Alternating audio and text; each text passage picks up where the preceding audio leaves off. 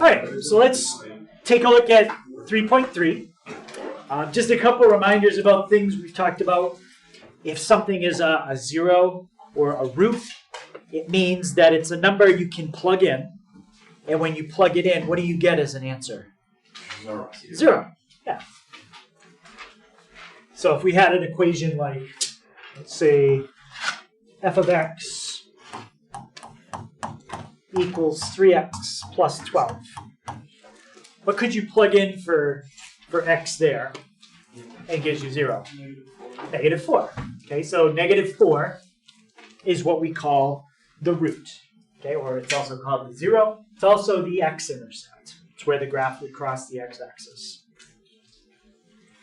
So what this statement means when you write that word, that stands for if and only if. And that's a phrase, if and only if. And that means you can read the sentence forward and backward, and it's true in both directions. So let me read it to you both ways. And I'll use the number negative 4. Okay, you want to write A in your notes, but I'll use negative 4. So if negative 4 is a root to this equation, then when you plug it in, you'll get 0. Okay, that's one way you can read it. Or we can read it the opposite way. If you plug in negative 4 and you get 0, then negative 4 is a root. Okay, so if it's a root, then you can plug it in and get 0. Or if you plug it in and get 0, then it's a root. It's the same thing. You can say it forward or backwards. That's just an abbreviation, so I don't have to write all that.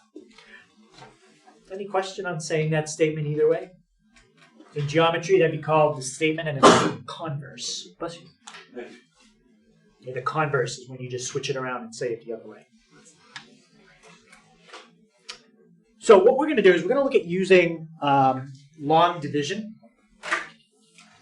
to figure out roots. What we're really going to do is use long division to factor something, and then factoring helps you to get the roots. So that's really what we're doing. Okay, I'm going to do an example with numbers first, and then we're going to do exactly the same thing with letters. So let's say that I wanted you to factor the number 12, and I tell you that 3 is a factor. Okay, I give you a hint. I start you off with a factor. Well, when you factor something, that means to write it using what math operation? Addition, subtraction, multiplication, or division? Yeah? Factoring is when you multiply. So like if you're going to find factors of 12, it's numbers that multiply to give you 12. So I'm going to tell you that 3 is a factor. So what does that mean? It means 3 times something would give you 12. Now, how could you solve for the thing that you don't know? What could you do in that equation to get, like the question mark, get something by itself? Yep, divide 12 by 3. Yeah. All you have to do is take, and I'm going to say this in a very general way so it applies to what we're going to do next. Take the thing that you're trying to factor and divide it by what you already know is a factor. So if you take 12 and you divide by 3, it gives you 4. And you could check it by plugging it in. 3 times 4 gives you 12. So 4 is the other factor. And the way you find it is division. Now, you don't have to use long division in this case. We're gonna have to do it when we do the division. It'll be long division. Now, what's the other thing you notice? Because 3 is a factor, right? I told you that. You divide 3 into 12. What's the remainder when you divide 3 into 12? 0. You don't get a remainder. Right? Let's pick another factor of 12. 6. What if you divide 6 into 12? What do you get for a remainder? 0. All right? Let's pick another factor of 12. 12. What do you get for a remainder when you divide 12 into 12? 0. In fact, anytime you take a number that is a factor and you divide it into something, you get a remainder of 0. So that's going to be a handy thing to be able to figure out. If we can divide two things and quickly figure out the remainder, that will tell you if something is a factor of something else. If something's a factor, when you divide it, you'll get a remainder of 0. If you divide something into something and the remainder is not 0, then it's not a factor. So there is a quick way we can figure out the remainder, as long as the problem we're doing is pretty simple. If the problem starts to get more complicated, there's no shortcut for figuring out the remainder. We just have to do it out the long way. All right. So that's what we're going to talk a little bit about later on. How can we quickly find a remainder? And remainder 0 is good. That's what we hope we're going to get, because it means we found a factor. And that's exactly what I just said to you.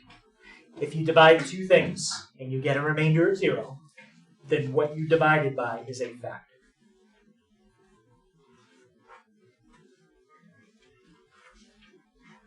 And that's true for numbers. It's true for something like this. If we divide these and get a remainder of 0, then that means x minus 3 is a factor of x cubed minus 8x plus 3. That doesn't matter what you divide. If you get a remainder of 0, you found a factor of whatever you're dividing.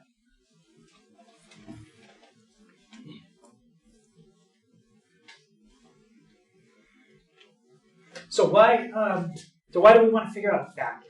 Well, let's say we had something like this. X squared plus 5x plus 6. And I asked you, what two numbers can you plug in for x to get 0? Well, it's not always easy to see right away, because that one's not quite as simple as 3x plus 12. Okay, that one's a little easier to figure out what you could plug in. But if I took this one and I wrote it like this, can anybody tell me what two numbers you can plug in now and you'll get 0 as the answer? Yep.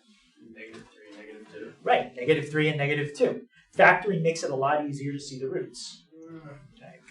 Because you just have to look at what number you could plug in right here to get 0, and then what number you could plug in here. And it was exactly the same question I asked you the first time. I just didn't give you the question in as easy of a way to answer it. But factoring makes it easier.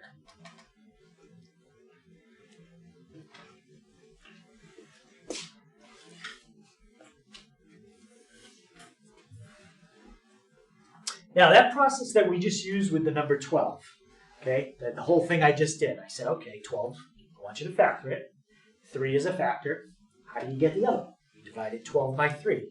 We're going to try the same thing now with a polynomial. So what I'm going to do is I'm going to kind of give you the steps for doing it. And then as we do a step, I'll show you the step in a problem. So that way you can kind of see how it works. So I don't know how you want to set it up. You could either do it like side by side or leave enough room to write about 5 steps. And then we're going to do the example. Okay, I'm going to do it side by side.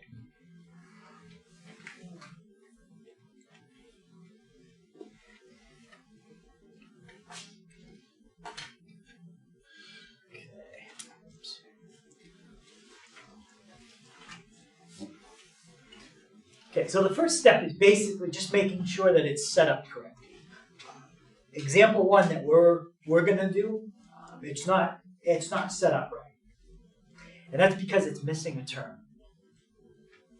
When you set it up, you need to make sure that the part under the symbol, okay, that's the dividend, has every exponent from the highest to the lowest. So I have an x cubed, I have an x, and then I have a constant. Which term am I missing in my dividend there? Yeah. X squared. I'm missing the x squared.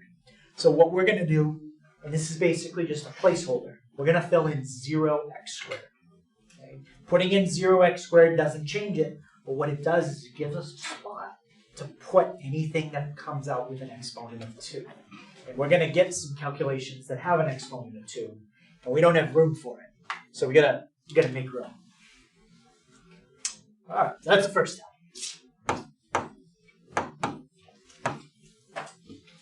So we're going to keep the x minus 3 on the outside. You don't have to do anything to that. But then you're going to put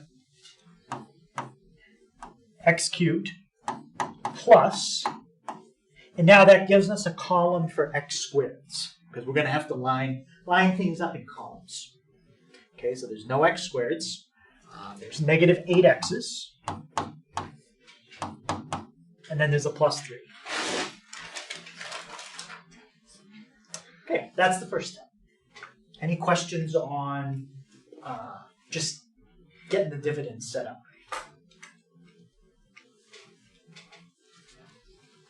Okay, now the second step. Second step says take the first term of the divisor. That's the thing on the outside. Just circled it in red. So take the first term of the divisor, and you're going to divide that into the first term on the inside. X cubed.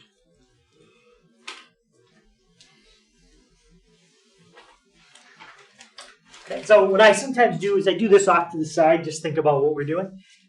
Take the first term of the divisor and divide it into x cubed. That's what you're doing. X cubed divided by x. What does that do? If I do x cubed and then divide by x. Yeah, Jack? X squared. Yeah, that's going to give me x squared. Remember the rule, if you don't remember, when you're dividing and the letter is the same, you take your two numbers and you subtract them. And 3 minus 1 gives you 2, so it's x squared. Doesn't matter where you put the x squared. You just put it up above. It only matters that we line things up down in this area. Okay. So I'm going to show you how we're going to line things up. Okay. Any question on how we got x squared from x cubed divided by x? All right. Now, we're going to take that answer that we just got, and it's actually step 2. And we're going to multiply it back out to each term. So it says multiply the answer from step 2 by each term that's on the outside. Just like that. And then we're going to make sure we line up like terms. So when I say put the result under the appropriate term, put anything that's cubed under the cubed, anything squared goes under the squared.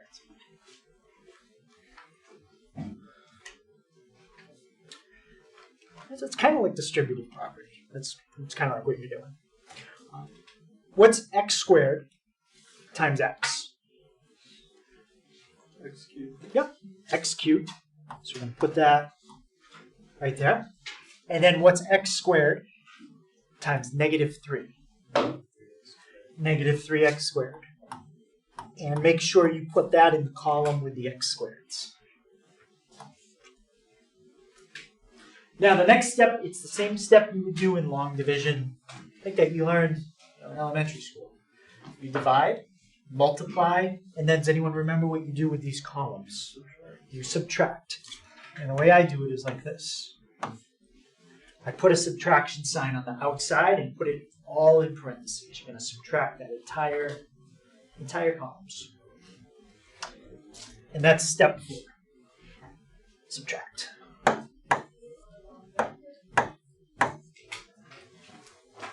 Now, if you did this right up to this step, something should cancel out. Okay, if something doesn't cancel out, we got to go back and fix it. Let's check. So we got x cubed minus x cubed. What's that going to give me? 0. Yep, that's gone. The next one is 0x squared minus 3x squared. What's 0x squared minus 3x squared? 3x squared. Yep. And that's it for step 4. Any question on how we got 3x squared there? Yeah, why wouldn't it be negative 3x squared? Because it's 0 minus 3x squared. So you're subtracting 0. I was just doing it right. Okay, so we divide, we multiply, subtract, and then what's the next step if this was just a regular long division problem? We repeat it by doing, we got to do something. Bring down the next term. Yep. Okay, so we're gonna keep repeating that until one of two things happens. Either we end up with a remainder of 0. Well, then you're done. Or the degree of the remainder is less than the divisor. Here's the remainder right now. It has a degree of 2. What exponent is on that x? Even though I didn't write it. Yeah, there's a 1. So we need to keep going until this number is smaller than that number.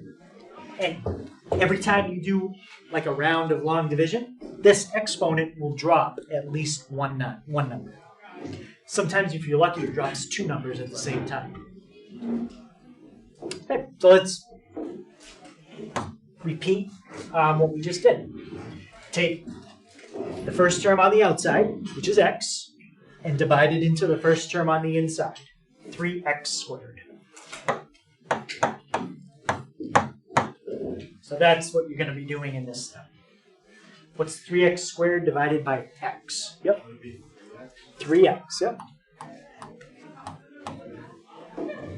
Now multiply your answer back out to each term.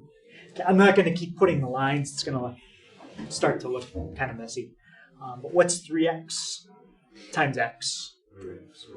3x squared. And what about 3x times negative 3?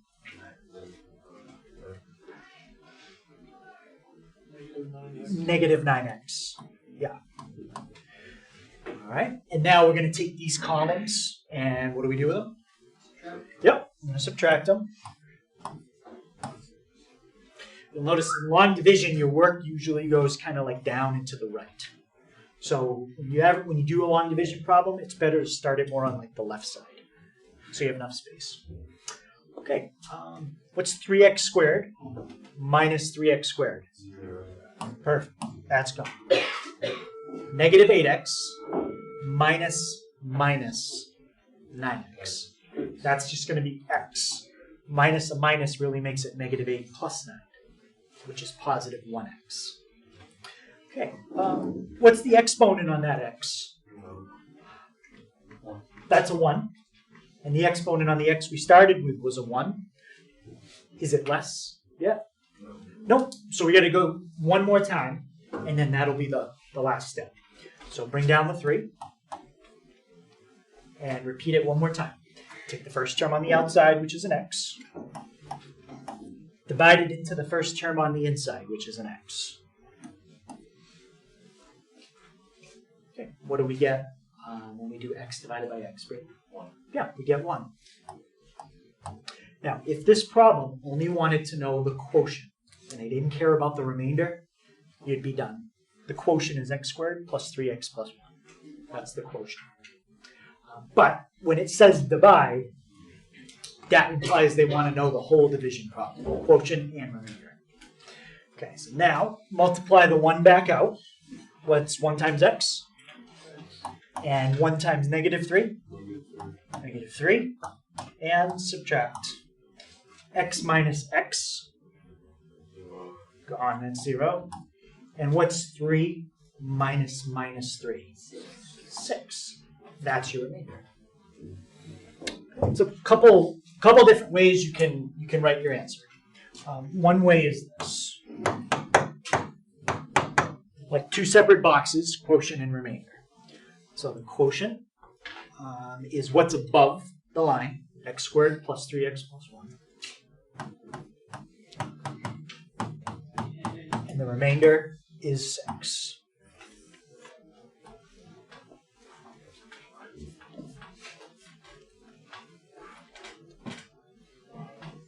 Any question on writing it that way? Right, now here's a different way, and let me show you with numbers, and then I'll do it with this. If you took 13 and you divided by 5, what would be your quotient for 13 divided by 5? Yep. 1 would be 2. 2. And what's the remainder? 3.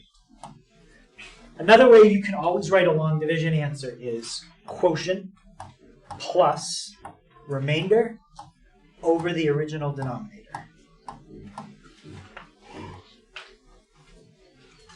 If you did that here, you would have quotient plus remainder over, what was the original denominator?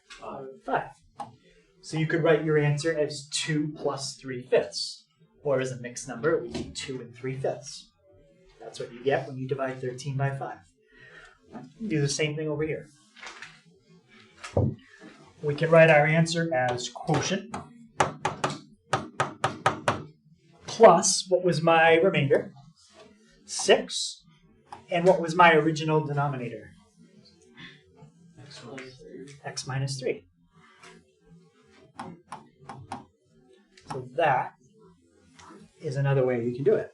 Now let me show you, if you write it the second way, let me show you what you can do on the calculator. Let's type in that bottom one. Let's type in x squared plus 3x plus 1. Now you got to be careful when you type this end part in. You do have to use parentheses. Plus 6 divided by x minus 3. And the way you're going to type it on the calculator is actually like this.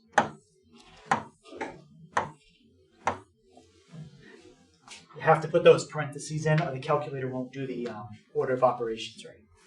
So plus 6 divided by x minus 3.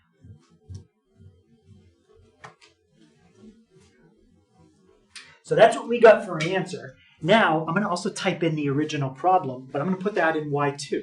Yeah. What happens if you don't put parentheses? Then what it's going to do, if you don't put parentheses in, it might do this. 6 divided by x, and then put the minus 3 on the end. So instead of taking 6 and dividing by x minus 3, it does it a little different. Okay. Yeah, we don't want that. Okay, so that's what we got for an answer. Now let's put the original problem, which was x cubed minus 8x plus 3. No special parentheses other than around the numerator and denominator. So let's do x cubed minus 8x and then plus 3. And divide that by x minus 3.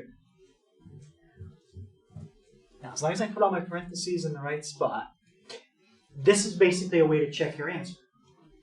If we got it correct, how do you think the graph of y1 and y2 are going to compare to each other? Yeah? It should be exactly the same. They should be the same. Okay, as long as I put all my parentheses in the right spot. Let's try it. Let's do zoom 6. Okay, and first we typed in our answer, so that's what our answer looks like. And now coming up is the original problem. Perfect. So the original problem and our answer look exactly the same. That doesn't actually prove anything, but I mean, if they look exactly the same, we 99% chance we did it right. Okay, any questions on that? So if it doesn't say how to write it, you can put your answer either way. But if you want to check it, you got to do it the second way. Quotient plus remainder over original denominator. That's how you can check it. You don't have to check it unless it says to. Is there a name for each one? So if you ask us in a test, like which one to write, like we know which one? Yeah, I would either say write your answer in like quotient plus remainder over denominator. I would just write it like that. Okay. There's no special name. Okay, so that's that. Let's try one more.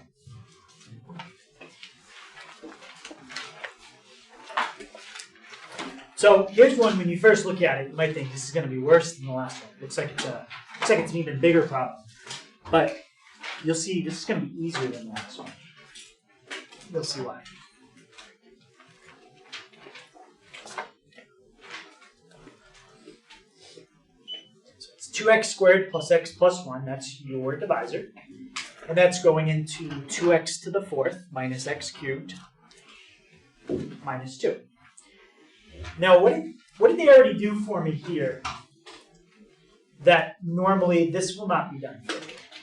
If this is going to happen, you're going to have to do it. Yep. The 0x squared and 0x. Right. They filled in zeros for the missing terms for you. That's not normally going to happen. Okay. You're going to have to do that stuff. All right. So first thing we have to do now that we've got it set up is divide. Okay. What's the first term on the outside? 2x squared. So I'm just going to put that right here. And what's the first term on the inside? 2x to the 4th. Yeah, 2x to the fourth. Okay, what do you get when you divide 2x to the fourth by 2x squared? Yep. X squared. Yep, x squared.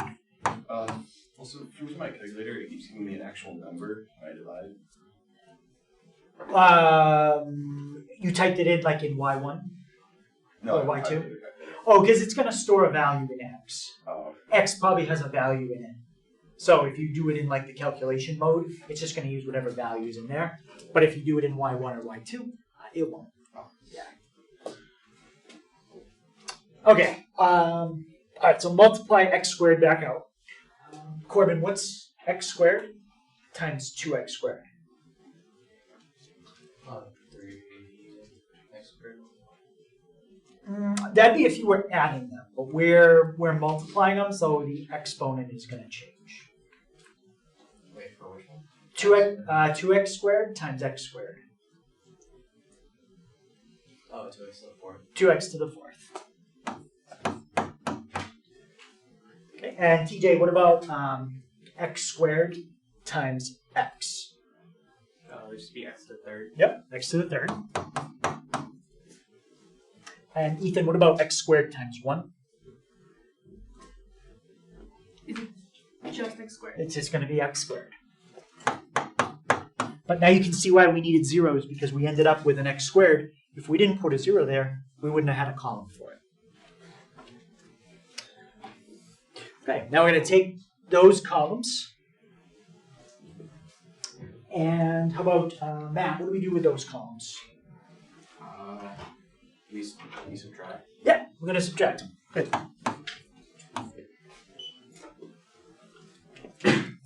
Okay, Darian, what's 2x to the fourth minus 2x to the fourth? 0. Good, that's gone. Ashlyn, what about negative x cubed minus x cubed? Is it negative x 6 or wait? No, we're subtracting, so the exponent stays the same. Okay. It's like combining like terms, but the exponent doesn't change. So something with a cubed. 2x cubed. Closer, not 2x cubed though, because it's negative x. Think of like negative x minus x. Or like, what's negative 1 minus 1? Oh, That'd be negative 1 plus 1. what is x cubed? So that's going to be part of it, but we need a number in front of it. Yep. Negative 2x. Negative 2x cubed. So negative 2x cubed. And what about 0x squared minus x squared? Yeah. Oh, I was going to ask a question. But yeah, what's your, can you answer that and then ask your question? X cubed. 0x squared minus x squared. X cubed. No, when you add and subtract variables that have the same exponent, the exponent stays the same. Like x squared plus x squared is just 2x squared. So in this case, it's going to be negative x squared. Yeah, what's your question? Could you just say that you also just like flip the signs instead of always like just saying subtract it? Like, just flip all the signs. Yeah, if you flip all the signs and then add, that's the same thing as subtracting. Yeah. Okay. Stop here for a second. Any questions on, like if you have 8x plus 3x, what's that? 11. That's 11x. Now, what if you had 8x times 3x? 24x squared. That's 24x squared. So when you're adding and subtracting, combining like terms, the exponent stays exactly the same. It never changes when you're adding and subtracting. It only changes when you multiply. Okay. Any question on that? All right, that's important. All right, so now let's bring down our next term. And now we're going to divide what's on the outside into what's on the inside. Okay. Jaden, what's my first term on the outside? My first term on the outside. First term negative x. Or wait, 2x squared. 2x squared. And what's my first term on the inside? X cubed. The whole thing. Negative 2x. Negative 2x cubed. Okay. Any questions on how we figured out what the first term on the outside and on the inside was? It's just this one divided by this one. And now what is that when you divide them? Negative x. Yeah. The rule here, the 2's are going to cancel because they're both a 2. It's a negative divided by a positive. That's a negative. And you subtract your exponents. You could write negative x to the first, but all you really need is negative x. And this is where you're going to see what happens. I told you this problem is going to be easier than the last one. Maybe not up until now, but right now you're going to see what happens. Okay, multiply out negative x. Savannah, what's negative x times 2x squared? 2x cubed. Yeah, that's a negative 2x cubed. And Nick, what's negative x times positive x? Negative x. Yep, negative x times positive x. Negative x cubed. Well, what's the exponent on this one? 1. And this one? When you multiply, you add them. So not negative x Oh, cubed squared. squared. So that's a negative x squared. And my last exponent, Jake, what's negative x times positive 1? Negative x.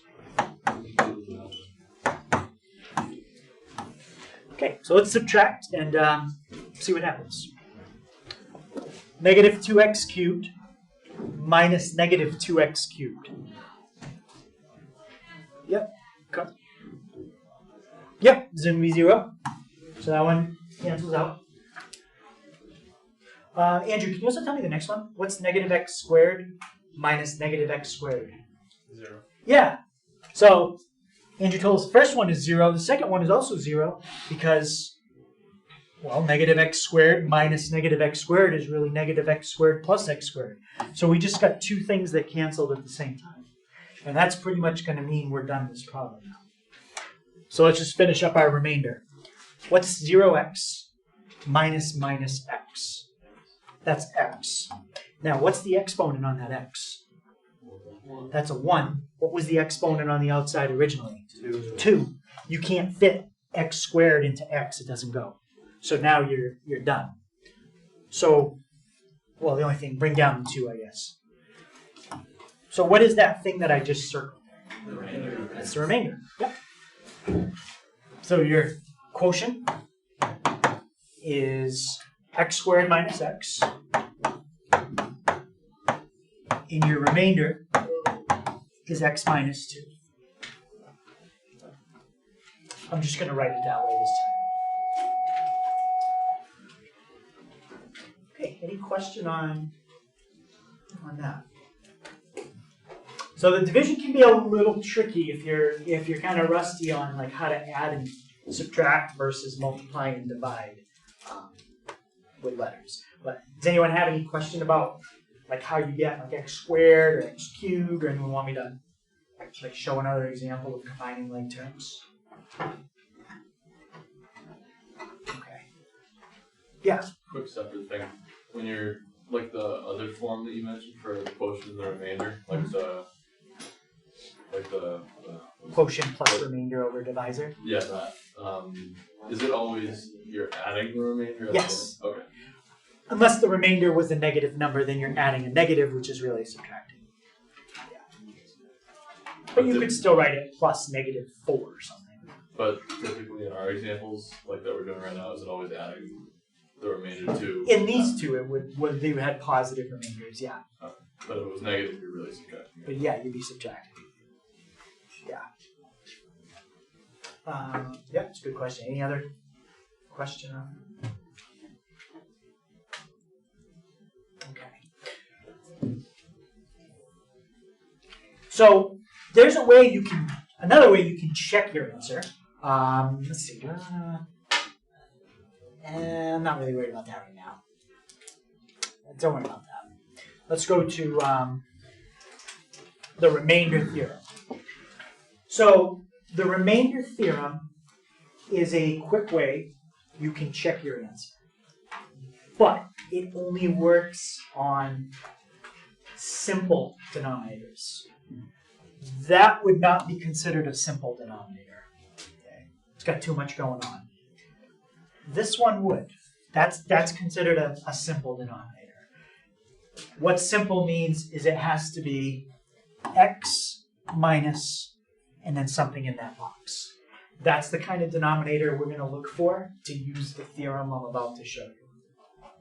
Okay, it's got to be x minus and then put a number in that box.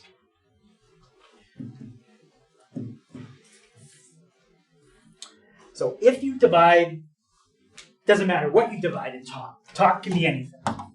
So the top is some problem, but in the bottom, it's x minus a number. If you take what's in that box, which notice it does not include the minus sign, it just includes what comes after it.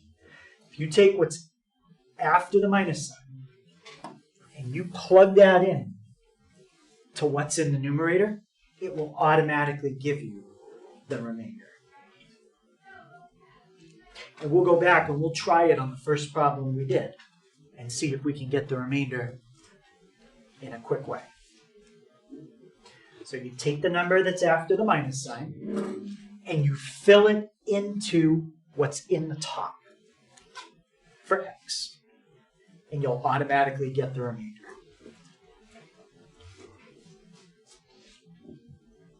So f is what's in the top. And you're going to fill that number into what's in the top. So I'll give people a second to write it, and then I'll show you how it works.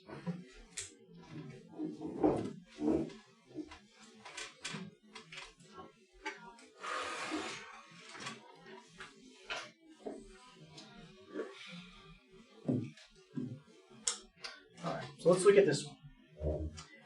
The theorem says that if you take the number that's after the minus sign and you plug it in to what would be in the top, you'll get your remainder. Okay. So I know in this case I didn't write it as like a fraction with a top and a bottom. I wrote it kind of more horizontal. But this is what it would look like.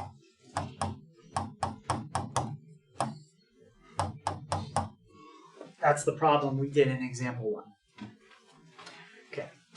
Does this denominator fit the pattern that I just said it should be? Yeah, it's x minus a number. Look at the number that comes after the minus sign. What is the number that comes after the minus sign? 3. Take 3 and fill it in the top. And if you do this right, you should get your remainder. Right, so let's fill in 3. 3 cubed minus 8 times 3 plus 3. I just took all the x's in the top and replaced them with the number after the minus sign. What's 3 cubed? 27. 8 times 3? 24. And what's 27 minus 24? 3. And what's 3 plus 3? 6. And if we scroll down, what did we get for a remainder? 6. Now, if you want to get the quotient, well, there is no quick way to do that with what I'm teaching you today. You just have to go through and do it the way we did it. But that's a quick way you can find the remainder. Take the number after the minus sign, plug it into the top. Now, what did I say earlier about a remainder? What can a remainder tell you if it comes out to a certain value? If the remainder comes out to what, then it means something special. In this case, that didn't happen. Yep. Comes out to 0. If it comes out to 0, then this x minus 3 would be a factor. Yes. Yep. If you divide x minus 3 into the numerator, you get a remainder of 0. That means it's a factor. So in this case, is x minus 3 a factor? No. No, because we got a remainder of 6. Let's try another one. So it says find the remainder, and it's two separate questions.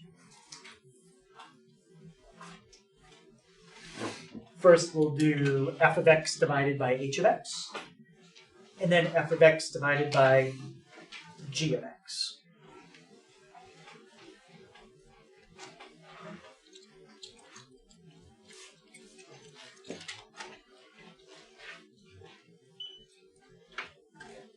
Now, if you forgot the remainder theorem, how could you get the remainder if you had to? Long division. You can do long division, yes. You can do out the whole process I just showed you. But this is a lot faster.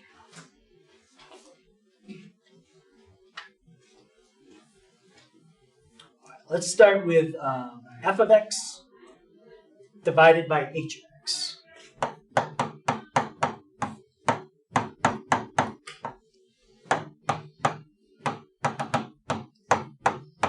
I'm not going to do the whole problem. All I'm going to do is the remainder.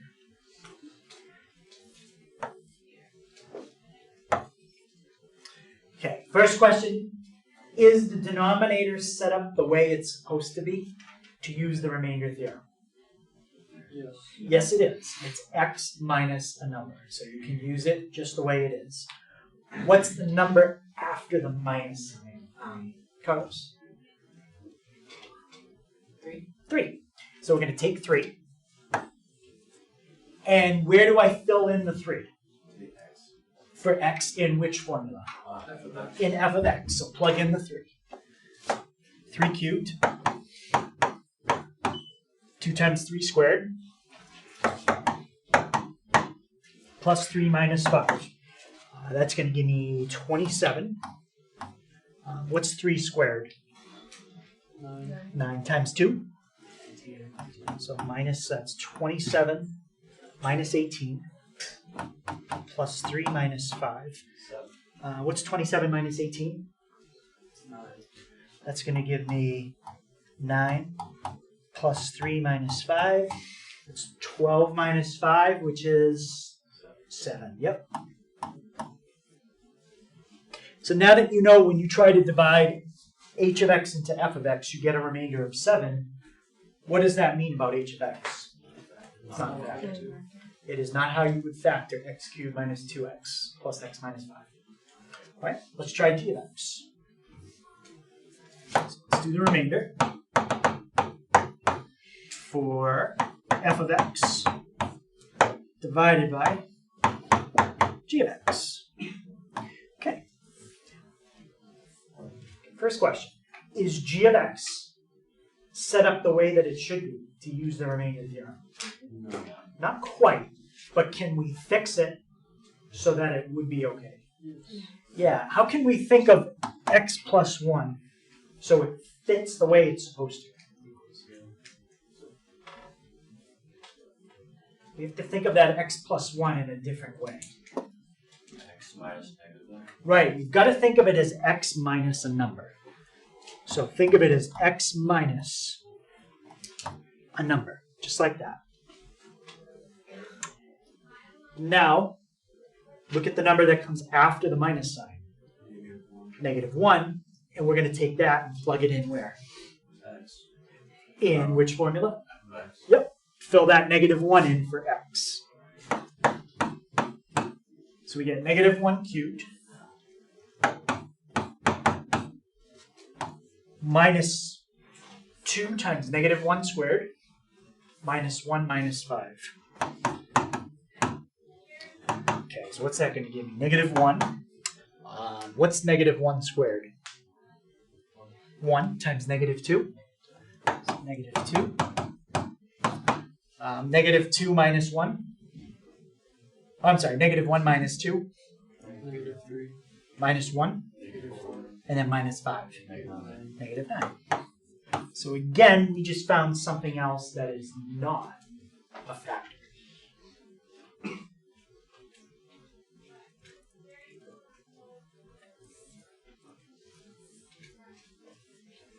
So any question on finding the remainder in that case? For the I didn't catch it for the divisor. How from x plus 1 equals x minus -1. What was the reasoning for that again? Because when you divide by something and you want to use this theorem, it has to be x minus a number. And whatever the number is, that's what you plug into the formula. So x plus is not the way you want to think of it. You got to think of it as x minus, and then put like a box. And whatever's in that box, that's the number you use. And if your remainder is 0, that means it is a factor? Right, and that would mean this is a factor of what we divided it into. In this case, it was not.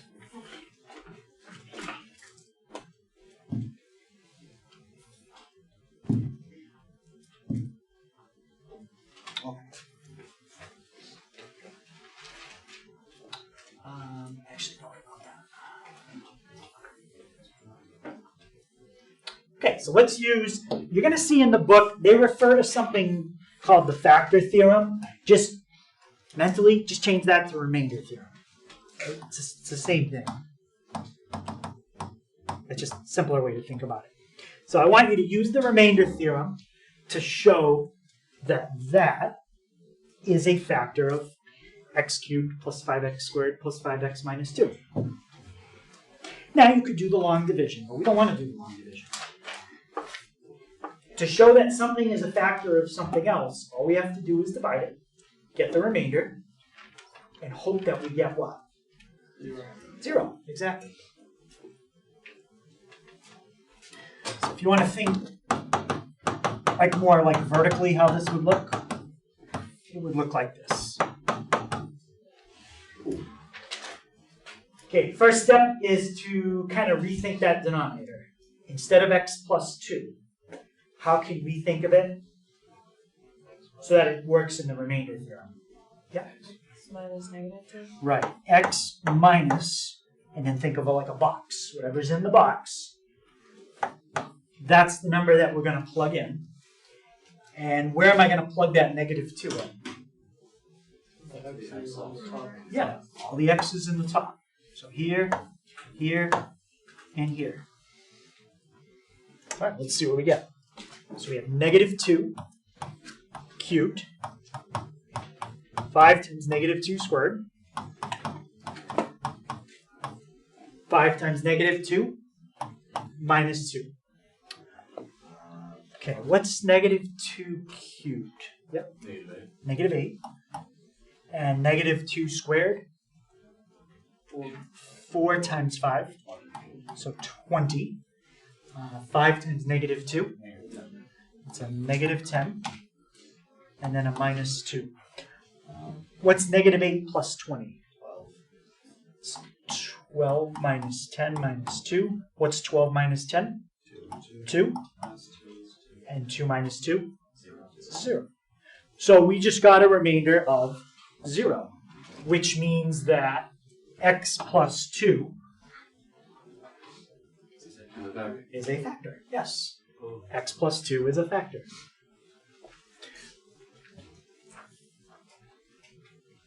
So now, this is kind of like the problem I started you out with. I said, I want you to factor the number 12, and I told you 3 was a factor. How did we get the other factor, knowing 3 was one of them? We divided. So now, I'm telling you x plus 2 is a factor. If you want to know what the other one is, you would have to do this division out. And the quotient is your other factor. That we're not doing that in this problem. I'm just showing you it's exactly like the first one we did. Any question how we got a remainder of 0?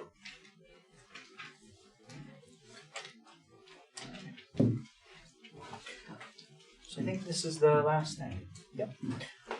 So the last thing is just a couple statements about roots and zeros that we've said several times. And again, I can write a problem just to kind of give you something concrete to think about. What would be the solution to that equation if you set it equal to 0? Yep. -3. -3. So I want you to write C in your notes, but I'll kind of give you a concrete example as we do it. -3 is the solution when you set that equation equal to 0. -3 would be called a 0 of that function. What's another word for a 0? A root. So -3 would also be called a root.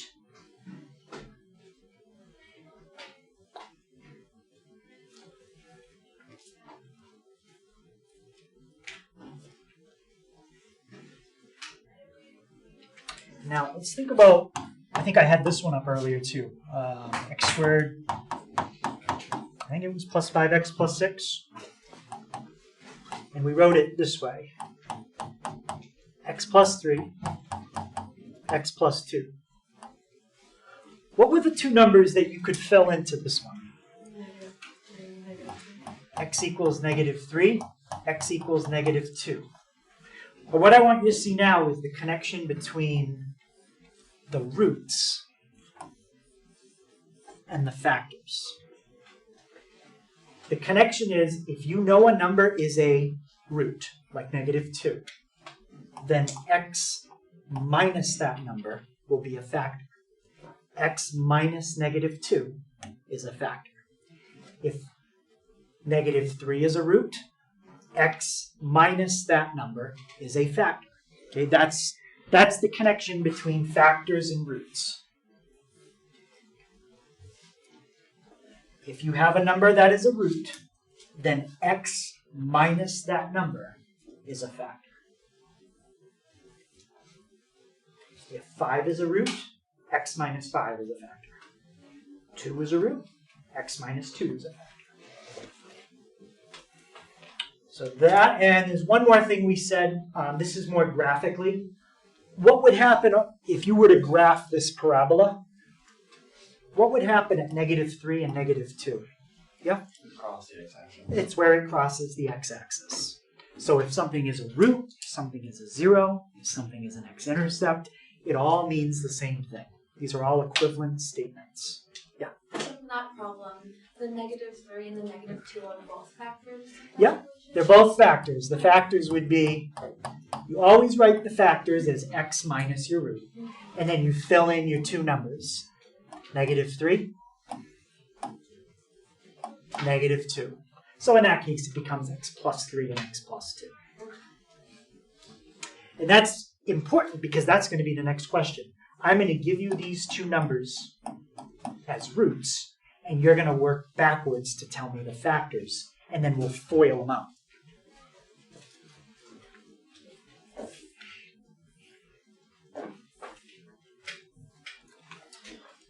Okay, so any questions about any of those statements?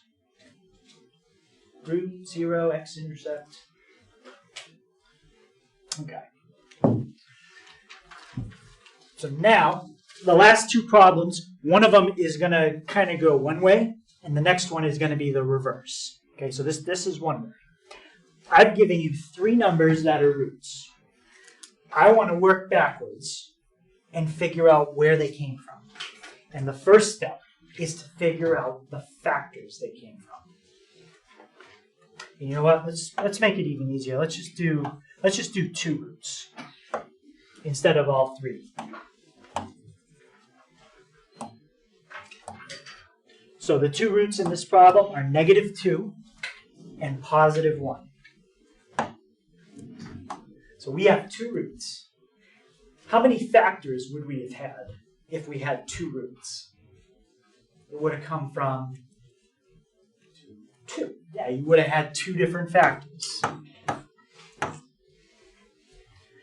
Can somebody tell me what the first factor would be so that if you plug -2 into what you're about to tell me, you get 0?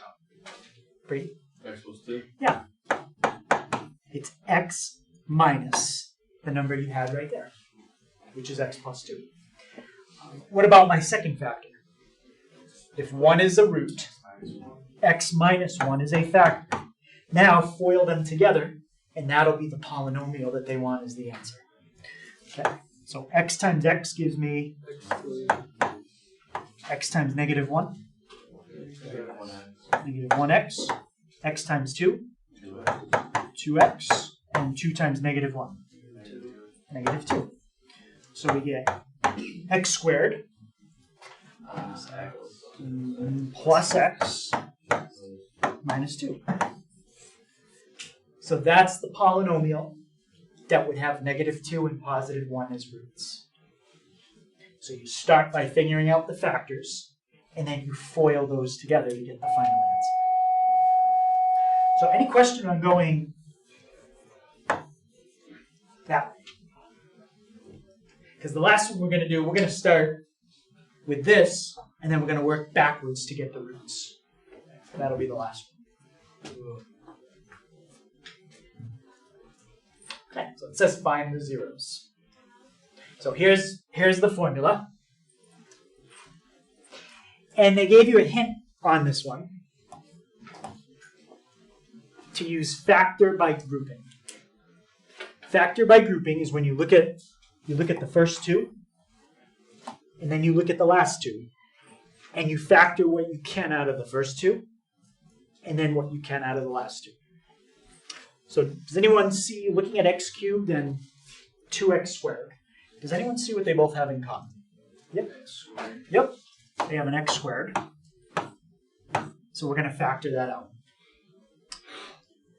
If you factor x cubed out from x squared, or x squared from x cubed, what does that leave you with? X plus 2. X.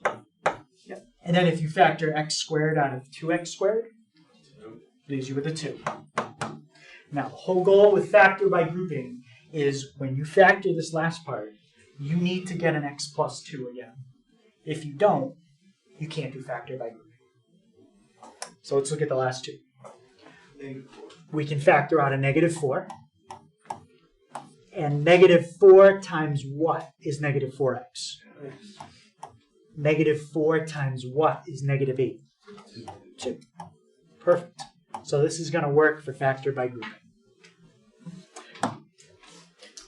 Okay, so now you factor it one more time. Look at that. And now look at that. What do both of those chunks have in common? They both have an x plus 2. So now you're going to factor that out. If you factor x plus 2 out of the first one, what do you have left? Just x squared. And what if you factor it out of the second one? -4. You have a -4. So what we're doing now is we're breaking it back down into its factors, and pretty soon we're going to have something just like this. Okay. Can I do anything else with x plus 2? No, I can't. I can't break that down anymore. But how about a difference of 2 squares? I can break that down one more time. And you kind of know you should break it down one more time, because what was the highest exponent? It was a 3. Then you should have 3 parentheses when you're done. If the highest exponent was a 2, Then when you break it down, you should have 2 parentheses. Okay, that was like the last one. How does x squared minus 4 factor? Yeah. So it goes into x plus 2 again, and then x minus 2. Perfect. This is the difference of squares. Yep, because it's a difference of 2 squares. Now, look at each factor, and we'll go through and write down the number that makes each one of them 0. What could you plug in to make the first factor 0? Negative 2. What do you plug in to make the second factor 0? Okay. You don't have to write that answer twice. It is another answer, but you don't have to write it twice. And what about to make the third factor 0? 2. So the answers to this problem are negative 2, and 2. Don't write it if it's repeated, though. You don't have to write it twice. Any questions on that? So that's 3.3. So we'll review that tomorrow when we go over the homework, and then we'll look at 3.4.